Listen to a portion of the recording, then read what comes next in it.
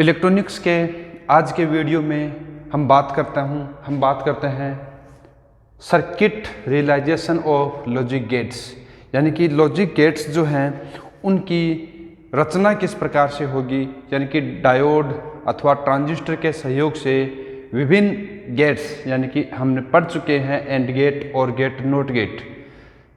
ठीक है, तो एंड गेट और गेट नॉट गेट्स हैं वो विभिन्न डायोड अथवा ट्रांजिस्टर के सहयोग से किस प्रकार से विद्युत परिपथ की रचना की जा सकती है। तो मुख्यतया इसमें दो जो लॉजिक हैं वो आते हैं जो परीक्षा की दृष्टि से भी महत्वपूर्ण हैं। पहला है डायोड लॉजिक, अर्थात डायोड लॉजिक में जो गेट हैं एंड गेट अथवा और गेट, एंड गेट तथा और गेट, दोनों ही गेट केवल डायोड के सहयोग से विद्युत परिपथ की रचना की जाती है। यानी कि हम ये कहते हैं कि एंड गेट अथवा एंड गेट एंड और ये दोनों गेट हैं, उनके का विद्युत परिपथ यानी कि जो सर्किट डायग्राम है वह केवल डायोड के सहयोग से ही बनाया जाएगा। ठीक है, दूसरा देखिए, दूसरा होता है, इसको बोलते हैं हम DL लॉजिक, यानी कि डायोड लॉजिक। दूसरा है diode transistor logic, diode transistor logic, इसको शॉर्ट में बोलते हैं DTL अरेंजमेंट, यानी कि डायोड ट्रांजिस्टर लॉजिक। तो इस प्रकार से डायोड केवल डायोड के सहयोग से तथा फिर डायोड और ट्रांजिस्टर के सहयोग से किस प्रकार से जो गेट हैं उनके विद्युत परिपथ की रचना की जाती है। यहाँ पर एक चीज़ और मैं बताना चाहूँगा कि हम विद्युत संकेत यानी कि डायोड जो विद्युत ये जो एंड गेट और गेट नॉट गेट हैं इनमें दिए जाने वाले संकेतों को पढ़ चुके हैं कि संकेत में या तो 0 या फिर 1 दो ही संकेत परमिसिबल हैं डिजिटल इलेक्ट्रॉनिक्स में। तो वो किस प्रकार से होते हैं, देखिए मैं पिछले वीडियोज में भी इसके बारे में चर्चा कर चुका हूँ कि दो प्रकार के हम बात करते हैं कि एक तो होता है पॉजिटिव लॉजिक, पॉजिटिव लॉजिक में जो +5 वोल्ट का सिग्नल लगाया जाता है वो तो 1 को इंडिकेट करता है, और जो 0 वोल्ट है वो 0 को इंडिकेट करता है। यानी कि हम यहाँ कह सकते हैं ये हो गया हाई और ये हो गया लो।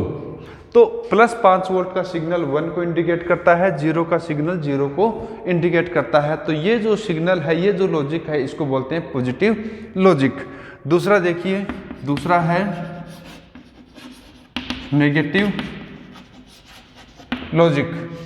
इसमें -5 वोल्ट का सिग्नल है वो 1 को इंडिकेट करता है तथा 0 वोल्ट का सिग्नल है वो 0 को इंडिकेट करता है।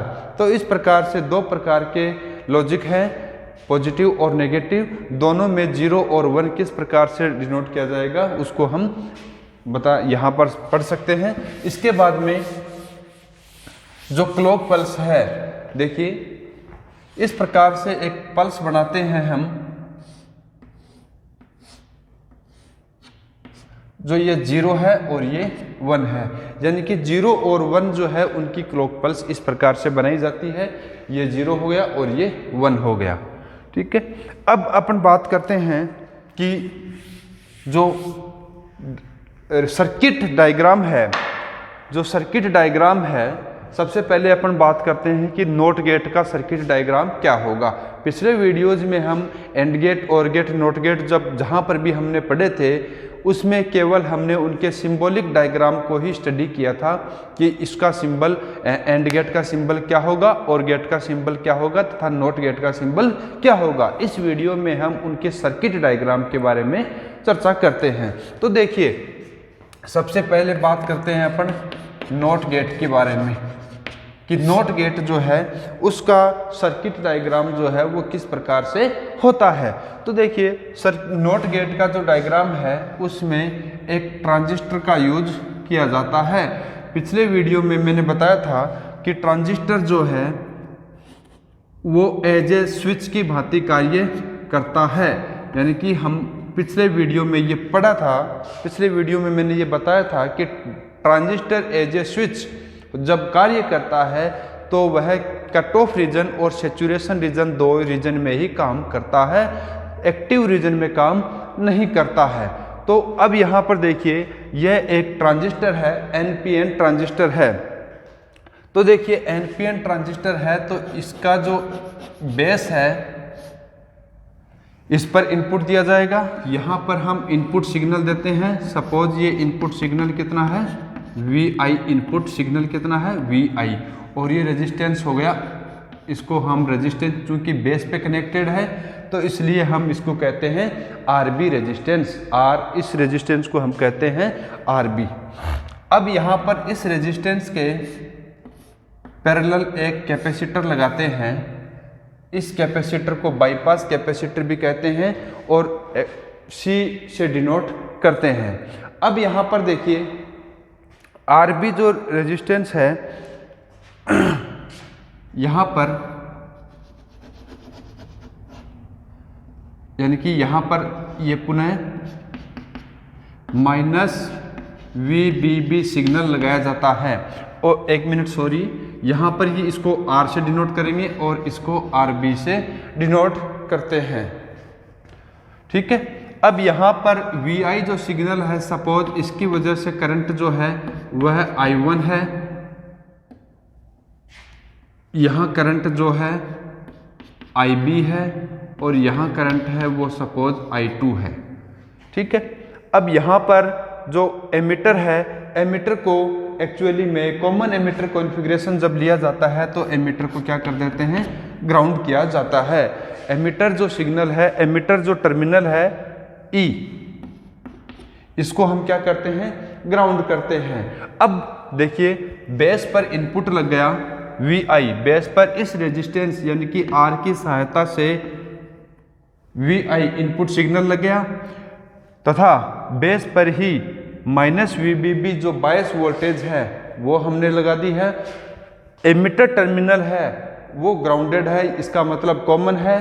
अब देखिए तीसरा टर्मिनल कौन सा बच गया, कलेक्टर टर्मिनल बच गया है। कलेक्टर टर्मिनल पर पहली बात तो हम आउटपुट लेते हैं, तो ये लीजिए आउटपुट VO यहाँ, और ये ग्राउंड के बीच में हम क्या लेते हैं, आउटपुट लेते हैं। तो V जो आउटपुट है वो इस प्रकार से है। अब यहाँ पर भी कलेक्टर पर भी बायस वोल्टेज लगाने के लिए हम क्या करते हैं, यहाँ पर +VCC अप्लाई करते हैं एक रेजिस्टेंस के थ्रू, और ये होती है +5 वोल्ट।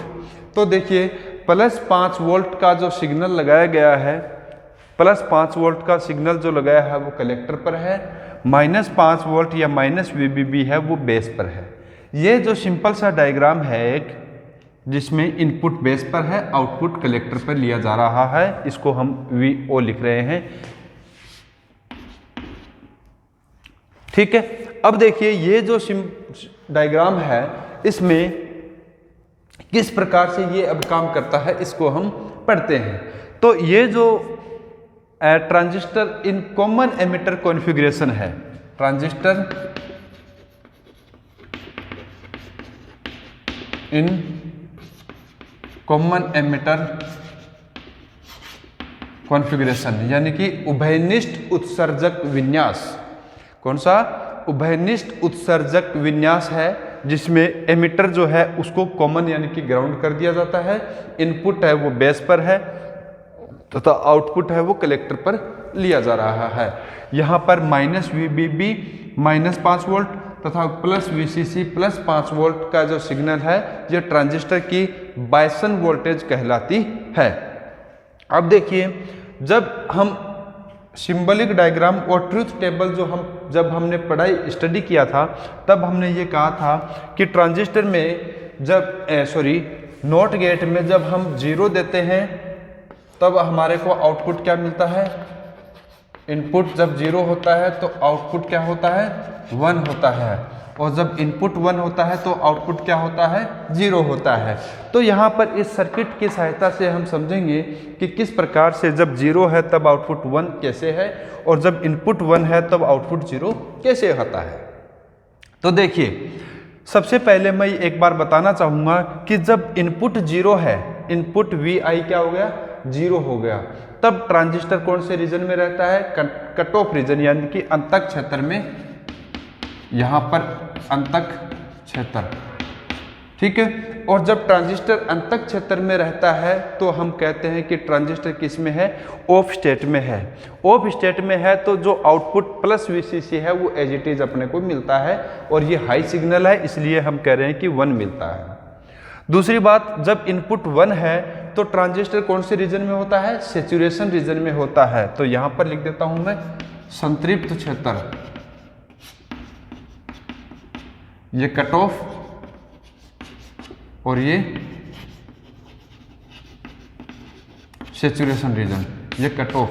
तो इस प्रकार से हमारे पास ये एक टेबल प्राप्त होती है जिसमें हम ये समझ सकते हैं कि जब इनपुट 0 है तब ट्रांजिस्टर अंतक क्षेत्र अर्थात कट ऑफ रीजन में है और आउटपुट क्या मिलेगा, 1 मिलेगा। और जब ट्रांजिस्टर जब 1 इनपुट जब 1 है, यानी कि इनपुट सिग्नल कितना है, 1 है, तब आउटपुट कितना होगा, 0 होगा। क्यों होगा कि इस अवस्था में ट्रांजिस्टर जो है पूरा का पूरा ट्रांजिस्टर संतृप्त क्षेत्र में होता है, और संतृप्त क्षेत्र में होने के कारण से ट्रांजिस्टर कंडक्ट करता है और आउटपुट जो है हमारे को 0 मिलता है। अब देखिए इसकी सर्किट डायग्राम के बारे में अपन वापस डिटेल में चेक करते हैं।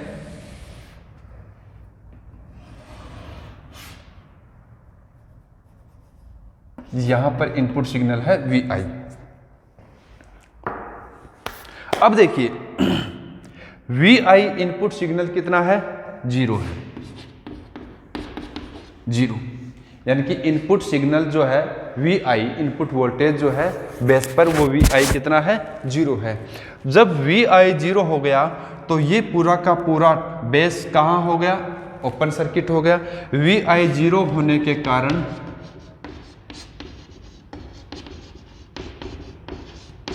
लिख सकते हैं कि Vi यानी कि इनपुट सिग्नल Vi 0 होने के कारण आधार जो सर्किट है 0 होने के कारण जो आधार टर्मिनल है, आधार परिपथ, एक आधार परिपथ या आधार टर्मिनल जो है खुले परिपथ की भांति कार्य करता है, ठीक है। अगली बात समझ में कि जब इनपुट सिग्नल यहाँ पर 0 है तब 0 होने के कारण से किसी प्रकार की कोई धारा नहीं है, तो हम यहाँ पर कह सकते हैं कि जो आधार टर्मिनल है या आधार जो सर्किट है वो एज ए खुला सर्किट की तरह काम करता है, खुले परिपथ की तरह काम करता है।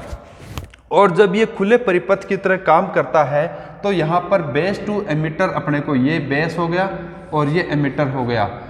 Base to emitter VBE, base to emitter voltage VBE अपने को मेजर करनी पड़ेगी, क्योंकि ये जो बायसन वोल्टेज है माइनस VBB है, माइनस VBB बायसिंग वोल्टेज है, और चूंकि ट्रांजिस्टर पे बेस है वहाँ पर इनपुट सिग्नल 0 है, इसका मतलब खुला परिपथ है। खुला परिपथ है तो जो बेस और एमिटर के बीच में जो वोल्टेज होगी VBE वो कितनी होगी, देखिए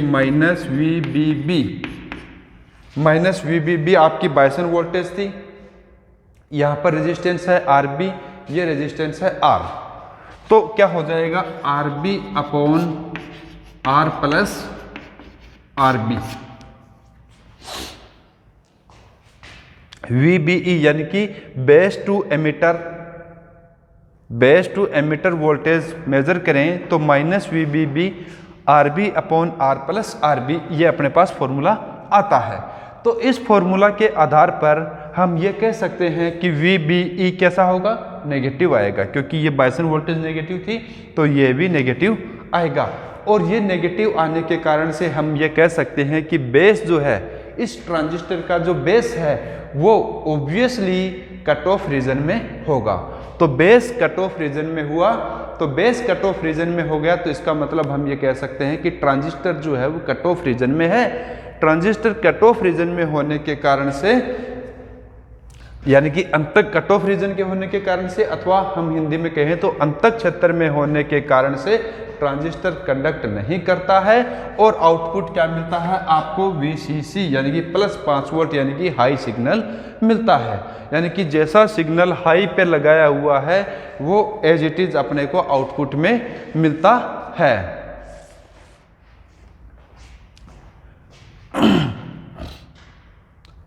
हो गया। अब देखिए ये VI शून्य होने के कारण से ट्रांजिस्टर हम यहाँ पर लिख सकते हैं कि VBE माइनस VBB यानी कि नेगेटिव बेस पर आधार पर वोल्टता नेगेटिव होने के कारण ट्रांजिस्टर T किसके लिए लिख रहा हूं मैं यहाँ पर, ट्रांजिस्टर के लिए। ट्रांजिस्टर T कौन से क्षेत्र में होगा, अंतक क्षेत्र में होगा। तो अंतक क्षेत्र में होगा तो ट्रांजिस्टर कट ऑफ रीजन में होने के कारण से कंडक्ट नहीं करता है, और जब 0 इनपुट दिया गया है तो हमारे को आउटपुट क्या मिलेगा, 1 मिलता है, क्योंकि यहाँ पर VCC अप्लाई किया हुआ वो एज इट इज, क्योंकि यहीं पर हम आउटपुट ले रहे हैं तो एज इट इज अपने को आउटपुट मिलता है। तो ये तो बात हो गई जब इनपुट सिग्नल 0 होने के कारण से, यानी कि ट्रांजिस्टर ऑन ऑफ है तब ऑफ है, तब इनपुट दिया तो आपको क्या मिला, आउटपुट 1 मिलता है। तो इस सर्किट डायग्राम से हमारी जो ट्रुथ टेबल थी नॉट गेट की, वह यहाँ पर प्रूफ होती है कि 0 देने पर आउटपुट क्या मिला, अपने को 1 मिलता है। अब देखिए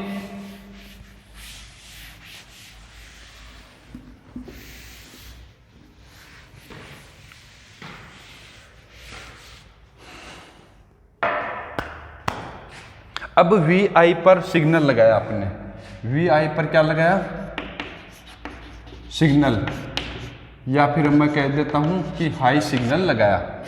ठीक है, VI यानी कि इनपुट जो टर्मिनल था उस पर हमने अब क्या कर दिया, हाई सिग्नल लगा दिया है। अब देखिए हाई सिग्नल लगाने के बाद में ट्रांजिस्टर T जो है इसमें ये जो धारा आ रही है IB, देखिए हाई सिग्नल लगा दिया अपन ने, VI सिग्नल लगा दिया, हाई मान लीजिए, या दो ही वैल्यू पॉसिबल है, या तो 0 या फिर 1, यानी कि लो मीन्स 0, हाई मीन्स 1। तो हाई सिग्नल लगा दिया, तो अब यहाँ पर जो धारा IB है, जो ट्रांजिस्टर के बेस पर जो धारा आ रही है IB, उसका मान इतना होना चाहिए कि इस ट्रांजिस्टर को वो कौन से रीजन में लेके जाए, सैचुरेशन रीजन में लेके जाए, संतृप्त क्षेत्र में लेकर जाए। पुनः एक बार बताना चाहूँगा कि VI यानी कि यहाँ पर हमारा इनपुट सिग्नल जो है, अब यहाँ पर हाई सिग्नल लगा दिया है, तो यह लगाने के बाद में बेस पर जो धारा है IB, यानी कि ट्रांजिस्टर के बेस पर जो धारा है IB, उसका मान इतना होना चाहिए कि ट्रांजिस्टर को सैचुरेशन रीजन में लेकर जा सके। तो सैचुरेशन रीजन में जाते ही ट्रांजिस्टर सैचुरेशन रीजन में जाते ही ट्रांजिस्टर किस प्रकार काम कर देगा, ऑन की तरह काम करेगा, ट्रांजिस्टर ऑन अवस्था की तरह कार्य करेगा। और इस अवस्था में जो IB का मान है, IB greater than equal to ICE saturation upon HFE, यानी कि जो कलेक्टर टू एमिटर जो करंट है ICE सैचुरेशन, यानी कि सैचुरेशन की अवस्था में जब ट्रांजिस्टर संतृप्त क्षेत्र में है उस समय जो धारा होती है अपॉन HFE क्या है, ट्रांजिस्टर के लिए अंतरम चालकता एक कॉन्स्टेंट है, HFE एक कॉन्स्टेंट है ट्रांजिस्टर के लिए। तो यहाँ पर IB का मान जो है ICE अपॉन HFE से ज़्यादा होना चाहिए। तो ट्रांजिस्टर की अगर ये कंडीशन सेटिस्फाइड होती है, IB greater then IC saturation upon HFE की कंडीशन यदि सेटिस्फाइड होती है, तब ट्रांजिस्टर जो है सैचुरेशन रीजन में चला जाएगा, और सैचुरेशन रीजन में चला गया इसका मतलब ट्रांजिस्टर ऑन अवस्था में कार्य करता है। अब यहाँ पर IB का मान ज्ञात करने के लिए हमारे सबसे पहले ज़रूरी है कि ICE सैचुरेशन का मान अपने को पता होना चाहिए। तो ICE सैचुरेशन का मान इक्वल टू क्या होता है, VCC minus VCE saturation upon R। यहाँ पर रेजिस्टेंस है जो R है, या RC लिख देता हूँ मैं, RC लिख देता हूँ यहाँ पर इस रेजिस्टेंस को मैं, क्योंकि R ऑलरेडी यहाँ यूज कर चुका हूँ मैं, तो इसको मैंने क्या लिख दिया, RC लिख दिया। तो ICE सैचुरेशन यानी कि जब ट्रांजिस्टर ऑन अवस्था में है, और ट्रांजिस्टर ऑन अवस्था में कब होगा, जब ट्रांजिस्टर सैचुरेशन रीजन में होगा। तो सैचुरेशन रीजन में होगा तो यहाँ पर जो धारा है ICE सैचुरेशन, उसका मान आएगा VCC minus VCE saturation upon RC। अब ये जो VCE सैचुरेशन है, एक्चुअली मैं यहाँ पर बात करता हूँ आपके साथ सिलिकॉन ट्रांजिस्टर की। तो सिलिकॉन ट्रांजिस्टर जो है, फॉर सिलिकॉन ट्रांजिस्टर VCE का सैचुरेशन मान जो है वो होता है 0.2 वोल्ट। कितना होता है, 0.2 वोल्ट होता है। तो इसका मतलब VCC कितना है, 5 वोल्ट। तो 5 के कंपैरिजन में 0.2 वोल्ट बहुत कम है। तो हम यहाँ पर ICE saturation equal to VCC upon RC लिख सकते हैं। क्यों, क्योंकि VCC is very greater than VCE। तो हमारे पास ICE सैचुरेशन की वैल्यू आ गई। तो वापस हम IB का मान क्या लिख सकते हैं, IB equal to IB greater than equal to VCC upon HFE into RC। IB greater than VCC upon HFE into RC। यह मान हमारे को प्राप्त होना चाहिए, तब ट्रांजिस्टर किस में होगा, ऑन स्टेट में आ जाएगा। और यहाँ पर देखिए IB का मान, ये क्योंकि यहाँ पर हमने नेग्लेक्ट किया है, तो यदि हम यहाँ पर इक्वल टू कर दूं कि IB इक्वल टू या ग्रेटर देन इक्वल टू कर दूं, तो VCC upon HFE into RC आएगा। अब यदि IB का मान मैं यहाँ पर ज्ञात करना चाहूँ, क्योंकि मैंने इनपुट सिग्नल VI लगाया है, तो धारा I1 इधर जा रही है। यहाँ पर माइनस VBB होने के कारण से यहाँ धारा I2 इसमें प्रवाहित हो रही है। तो IB equal to I1 minus I2 हो जाएगा किरचॉफ का। यहाँ पर ये जो संधि बनती है, इस संधि पर I1 धारा आ रही है, I2 जा रही है। तो IB का मान क्या हो जाएगा, I1 माइनस I2।